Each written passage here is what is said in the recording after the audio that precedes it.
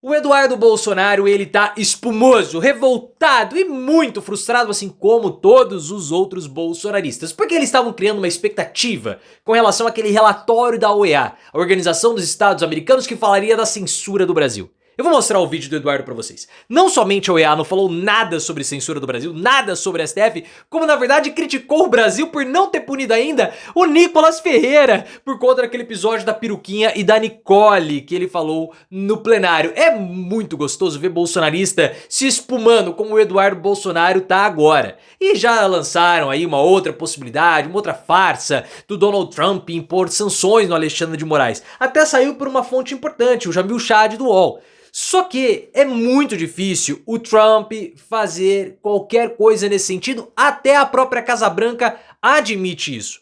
Pode ser que para agradar as Big Techs, o Trump imponha sanções ao Moraes, como um movimento global de desenvolvimento da inteligência artificial, como eu vou explicar para vocês daqui a pouco. Mas é pouquíssimo provável, porque se Trump interferir dessa forma no Brasil, ele pode criar uma frente ampla contra ele e contra os bolsonaristas aqui no nosso país. E coloque nos comentários primeiro ponto. Você acha que Trump vai impor sanções ao Alexandre de Moraes?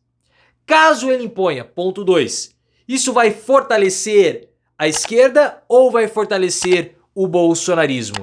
A viagem do Eduardo foi um fiasco? Cada vez mais tem sido um fracasso. Se você concorda que a viagem do Eduardo é um vexame e gostou dele furioso, deixa o like no vídeo e se inscreva no canal. Se você deve se lembrar, né, que há uns tempos veio pra cá um enviado da OEA, a Organização dos Estados Americanos. E ele veio pra cá para discutir sanções e censuras que estavam acontecendo no STF. Os bolsonaristas se encontraram com ele, tiveram lá uma reunião, tiveram até um dissabor, trataram ele meio mal. E na hora que aconteceu isso, ele vai dar problema. E deu. Porque saiu o relatório dele. Um relatório que era cercado de muita expectativa bolsonarista, porque agora o mundo todo vai saber a farsa que é e a censura no Brasil, a perseguição política, a ditadura da toga. O cara não citou em nada o STF. Em absolutamente nada. E o que deixou os bolsonaristas fulos da vida foi que o Pedro Vaca, o Carlos Vaca, o Vaca, o emissário da... o nome dele é Vaca, o emissário da OEA, ele criticou o Brasil por demorar a tomar ações contra o Nicolas Ferreira por conta do episódio da peruca. Então tá tudo errado. Aí veio o Eduardo Bolsonaro, o Dudu Bananovski, reclamar nas redes sociais muito frustrado com a situação. Ele tá choramingoso, né?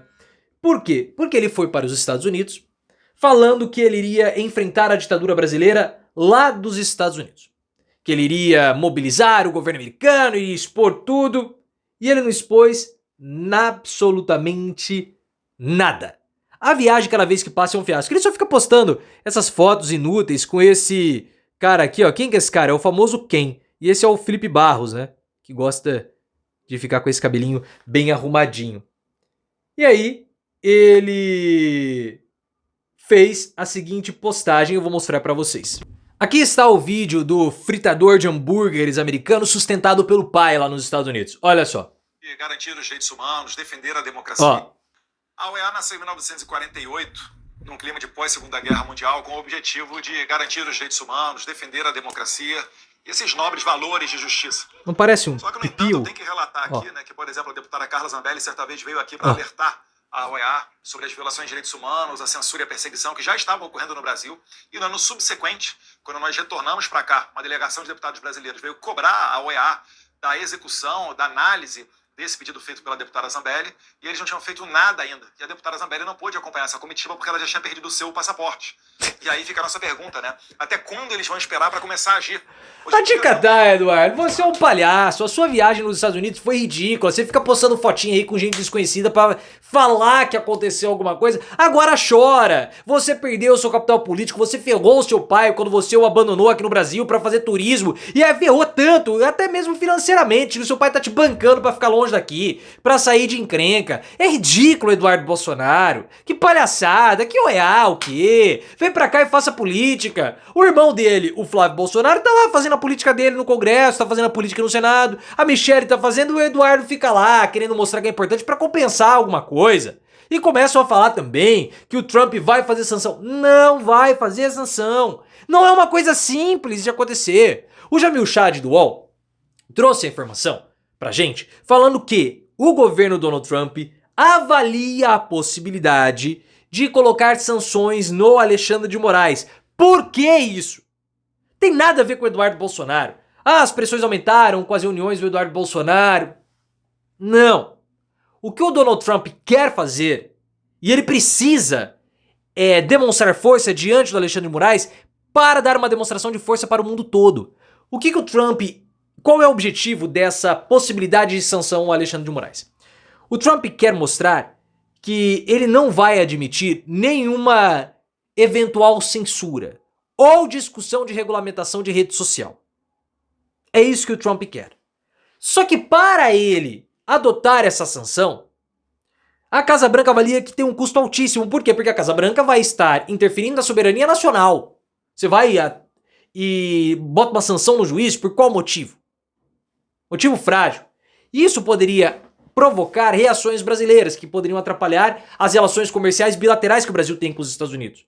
Então, para beneficiar as Big Techs, para beneficiar as Big Techs, o Trump acabaria prejudicando toda uma relação comercial brasileira com empresas americanas e com outros setores. Fora que se o Trump fizer isso, a estratégia dele, o objetivo dele de aumentar a sua área de influência, colocando ali aliados políticos, como no caso no Chile, no Brasil e até mesmo na Bolívia, pode ir por água abaixo, porque ele pode formar uma frente ampla contra o bolsonarismo, porque isso já aconteceu no Canadá e na Austrália. Candidatos de esquerda estavam perdendo e por conta do embate com Trump, eles viraram campanhas improváveis e venceram. Trump está fazendo isso porque ele precisa cumprir com os acordos que ele fez com o Vale do Silício para que ele vencesse o Joe Biden, arrumando o cabelo. Em 2024, Trump venceu graças ao pacto que ele fez com o Vale do Silício. Esse pacto garantia, entre outras coisas, o quê?